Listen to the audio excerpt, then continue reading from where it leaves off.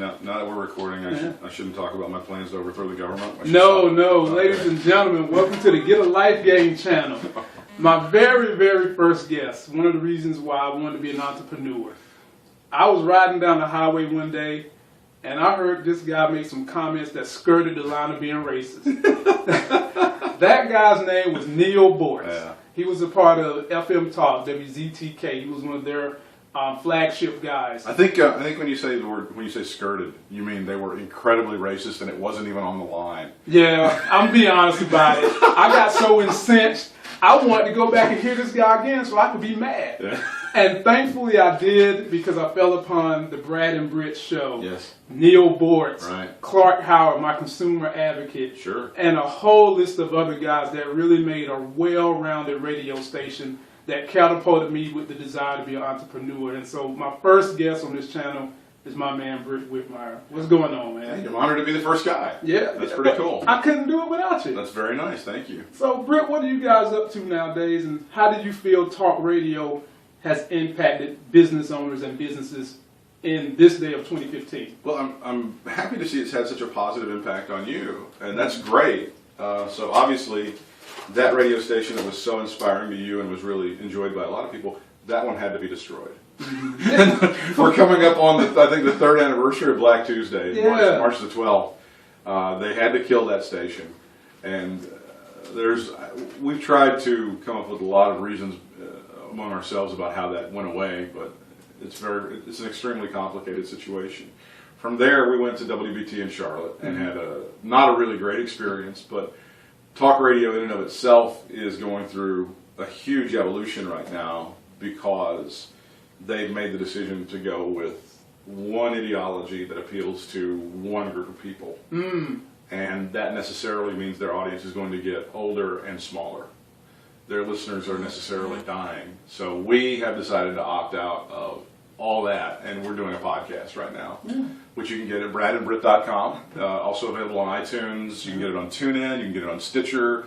Any of your RSS readers like Beyond Pod or Dogcatcher, whatever you use, the iTunes podcast app, you can get it on there. We do a show daily, which I think you listen to. You've heard it. I would say it's frank but not graphic. We talk about politics, the stuff we talk about, everyday life, current events, things that are just crazy, sports, our lives. And I just had this experience I have to tell you about. Yeah. Because I was eating at a place about a mile from here, and a guy comes in, and I'll try to make this story as brief as possible. There was a very low point in our time at WBT when this was in November of 2013, Monday Night Football game against the Patriots and the Panthers. You remember this game very well because it ended on a controversial no pass interference. Very call. much so. The Patriots were very, and this is where the great "Ice Up, Son" catchphrase from Steve Smith came from. All right. We were at that point. We knew we were probably 6 months away from being fired, 7 months away from being fired at WBT because that's when our contract was up. But I said, you know what, I want to do something for my fans, and I want to try to create some buzz, maybe get some press. I bought T-shirts with my own money, spent $300 or $400, and I said, I'm sending them to you guys in the prize department, and I want you to mail these out. Now, at this point, we were doing the show from my house here in Greensboro, and the station, of course, is in Charlotte. So I sent them to Charlotte, and I said, just take down this stuff and mail the shirts out for me. Could you please do that? I've paid for all this, whatever. So we gave some away. And then a few weeks later, I'm getting these messages, haven't got my shirt yet, haven't got my shirt yet, haven't got my shirt yet. So they basically weren't even sending my shirts out. I had to make a trip down to Charlotte, get the shirts myself, mail them myself. In some cases, I delivered them to people's houses. In some cases, I actually went to people's houses and gave them the shirts. You're kidding me. No, this is what happened. This was, I don't know if that's passive-aggressive or if that's just aggressive-aggressive. So, one of the things, I just kept giving away in little increments, and I gave them around, in this area, I gave some of them away. And I drove to this gentleman's house in McLeansville, and I gave this guy a shirt. Now, this gentleman, I'm going into this restaurant, and this guy taps me on the shoulder, hey, you put a T-shirt in my mailbox, and big fan, and I just nominated you guys for the Podcast Awards. Podcastawards.com, if you want to vote for us. I said, that's great. Are you downloading the podcast? Oh, no, I'm really busy. I like work from 8 to 9 every day. Well, that's the beauty of the podcast. You can kind of listen to it whenever you want to, and miss a couple of days, you can stack them up. You got a long drive somewhere, you listen to 4 or 5 in a row. Just too. Well, okay, we have this live show coming up April the 9th at the Community Theater in Greensboro. April the 9th, 2015, 7 o'clock. Little Rush Live. I kind of make fun of Rush Limbaugh. So, guys, check that out. If you don't know anything about these guys and their show, they were doing that back in the WZTK days. Yeah. It is hilarious. Whether you're a Rush Limbaugh fan, Rush Limbaugh hater, Little Rush, it's funny. Thank you. And the tickets are available at CTG if you want to get those, and on our Facebook page, facebook.com/Brad and Britt Show. So he taps me, and I told him, I said, we have the live show coming up April the 9th, and you just told me you live downtown, so I can't make it. Thursday nights are pretty busy for me. Well, thanks. I don't know what to do. I'm not. I know it's kind of petty for me to be upset about. I don't expect when I give you something to get something in return, but I put a free podcast out there. All you got to do is hit a button and download it. It would be nice to have. That's the barrier that we face. Wow. Those are the barriers that we face from listeners and from advertisers as well, frankly. I mean, podcasts are becoming more and more popular, and people are discovering that it's way better than what's on the radio, because the radio is in this little box. Right. And podcasts, they concern any issue that you can think of. I mean, if you're a big video game guy, or if you're a big boxing fan, if you're whatever you like, you can have, and the content to commercial ratio is so much better than it is on the radio. Absolutely. So that's the barrier we have, is that people, I mean, I told a gentleman recently, you're making a value judgment. You miss us being on the radio. You can still have us as part of your life, but it's not important enough to do. And I get that, because there's certain things that, but if people realized how little effort I think is involved in downloading these things, they just get intimidated by the mumbo jumbo and the tech stuff. And advertisers, the other part of that is that advertisers really don't understand the power of these things yet. And they're more comfortable in traditional media. Now that's changing in some ways. Right. But for advertisers, you have to explain to them, these people that go out and seek us, they're very motivated to support us, to buy the products that our sponsors sell, to do whatever they can to help support us. Because they don't want to see another WZTK situation where we just go away. Exactly. So now the ball is in our court. It's in there. So if we have a few advertisers who have been really good and very, very helpful to us. One of them is right here in town. I mentioned Dr. Mark Hyman, TarHeelDentist.com. He's been amazing, and he's a great dentist in his own right. Certainly, he didn't have to support us, but he did and wanted to, and we want to show him results. And if we get the opportunity, we can show these people some results. That'll really make it more attractive to advertisers. But I understand that these people, in many cases, are small business owners and don't have a lot of time. They don't know about metrics and clicks, and they don't know that. But we need to. It's slowly getting to the point where people realize how powerful this medium of podcasting is. I think that that generation you're talking about, that's older and shrinking, technology seems to be somewhat of a fear for them. It is. And, I'm not that old, but sometimes when I've got to go beyond my willingness for technology, I'm a little fearful. Yeah. But for me, it was as simple as I go to work out every morning. Exactly. So every night I'm downloading the podcast to my phone. Exactly. So that when I go train in the morning, I can listen to it and get my day started correctly. Just like it was on the radio station, basically. We're a morning show for you. Right. We record in the afternoon, upload in the afternoon, but we're a morning show for you. Exactly. So that's perfect. And the show that we do, as you know, is not really aimed at young people, who are the people who are adopting the technology very rapidly. So that's a challenge for us to get through to people in their 30s and 40s and 50s. But again, if we get through these guys, our fans have shown an amazing willingness to go above and beyond for us. We certainly appreciate that. Absolutely. I guess there are so many young people who want to get into media, hosting shows. Right. Our young people nowadays are doing a lot of things on the web to attempt to host shows, from YouTube to their own podcast. What would you tell young people coming into the world that want to get into talk radio situations? what would be your advice to them over the next couple of years if that's their desire? I'd say the podcast and the YouTube route is a great way to go, and just make sure that you do it in your own voice. Make sure that you have a particular point of view and say the stuff that you want to say. And when you listen back to yourself, I had a guy tell me this in radio many years ago. Gosh, more than 25 years ago. Listen back. If you're not hearing yourself, if you're not hearing something that sounds like you, then change it, make it different. But whatever you're interested in, whatever your passion is, whether it's going to be mountain biking, or whether it's it's fitness, or whether it's, my goodness, if you're into woodworking, if that's your passion, and you can make people relate to that, it doesn't matter what you're talking about. I think that show, the Car Talk show on NPR, is a fantastic example of that. I mean, one of the guys who did that show died recently, and they've been running reruns for a number of years, but people would listen to that show, and they didn't really care that much about cars. Right. The guys were very funny, interacted with each other in a very funny way, and were able to tell funny stories. If you can entertain people, and if you can make them feel a little bit of your passion, it doesn't really matter what the subject is. And that's what I think a lot of young people today are very, very savvy about that stuff. Way more savvy about that stuff than I was. I mean, I dare say if I would have had access to a Twitter account when I was 16 or 17, I would have at least gotten arrested, maybe deported.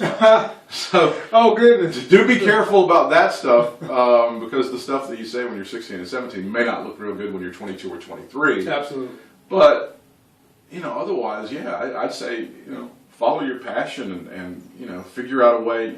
It may suck at first. It may not be that great at first, but as you keep doing it, you'll get better at it. So yeah, if that's something that really interests you, sure, I'd say go for it on the digital channels for sure.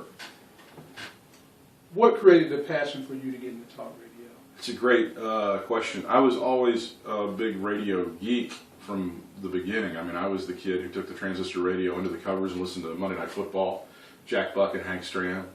And I enjoyed being a disc jockey for a while, but after a while it was kind of like, I really don't want people to tune in for the music and the commercials or the contests and stuff. I want them to, because I say cool stuff, because I have ideas. And my friend Brad Krantz, who's the Brad and Britt, he was, at one point, when I got fired from, I've been fired so many times it's hard to remember one, but there was one particular time he goes, I think you should probably, in your life, say to yourself, I played my last record. And I thought, okay, well, that's, okay. And it's intimidating, and it's not easy, and not everyone can do it. But once you get into the mindset of being able to do a talk show and being able to fill up that much time, it's a great amount of time, then it's pretty addictive. One of the amazing things about radio that radio rarely takes advantages of, as we record this is the day that Coach Dean Smith has passed away. God bless Dean Smith. Amazing man, and just a legendary figure in college basketball, and certainly in North Carolina. And yes, we are Tar Heel fans. all day. Hate Duke. So as I was thinking about this 9-10 o'clock this morning, several hours ago, I don't believe there were any radio stations in North Carolina that had gone to local programming to take calls from people, which was something naturally that we would have done in that situation. And that's the beauty of radio, is you get instantaneous feedback, immediate feedback. And the sad thing about that is radio's huge advantage over every other medium they rarely use. That when a huge event happens, when something like this happens, well, yeah, we'll talk about it when our afternoon guy gets in on 3. We're going to do it on our schedule. People don't want to do things on your schedule. People want to do things we're an on-demand world. Right.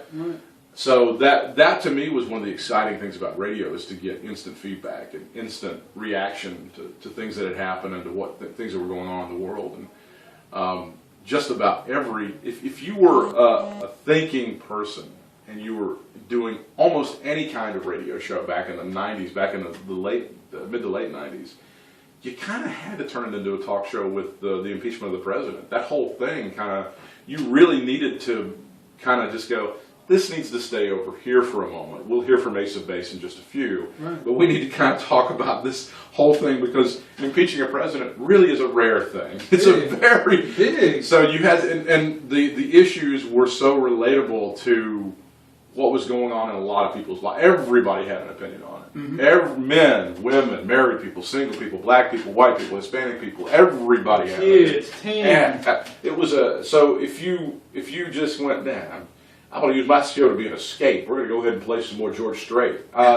You blew it, you know. So that was an interesting time, and I was frankly a fan of some guys who were doing non-political talk at that time. Like the Don and Mike show was a big deal to me out of D.C. I really enjoyed those guys. They were syndicated down to Jacksonville, North Carolina, where I lived, and that show owes a lot to a guy named Steve Dahl, who was a guy in Chicago I learned about back in the 90s and really became a huge fan of. Steve Dahl was Howard Stern before Howard Stern was Howard Stern. He said what he wanted to say. He did, and he was a non-political guy, but he really changed the landscape for improvisational stuff on the radio, and we just can't go back to those days. What radio is challenged with now is that the largest companies, I think the largest company in radio is iHeartMedia, and I don't think that they've turned a profit in 6.5 years. iHeartMedia used to be Clear Channel. Right. They own many stations and they owe $20 billion. Are you serious? They owe more than the city of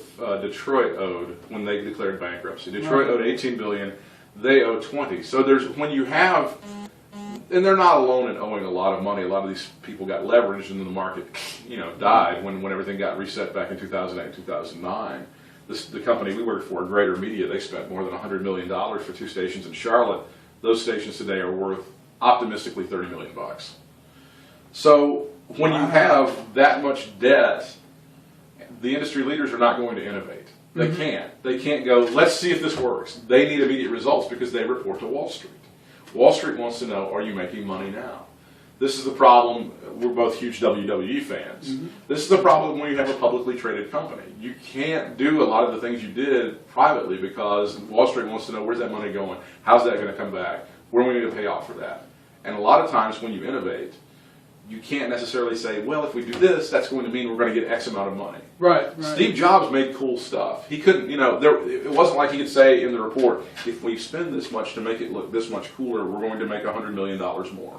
You can't say that to Wall Street. Right. So that's the huge problem with radio is that fear is really the main component of what's going on in radio today, and they can't try anything new, but people are so sick of the old stuff. And that's why they're turning to Pandora. They're turning to Spotify and podcasts.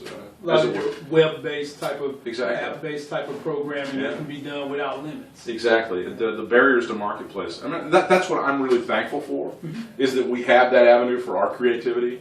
Because, I mean, you've heard the show, and people go, oh, I really miss you guys on the radio. And I'm like, I really wish you'd take this journey with us because it's pretty cool. Yeah. I think we're as good as we've ever been.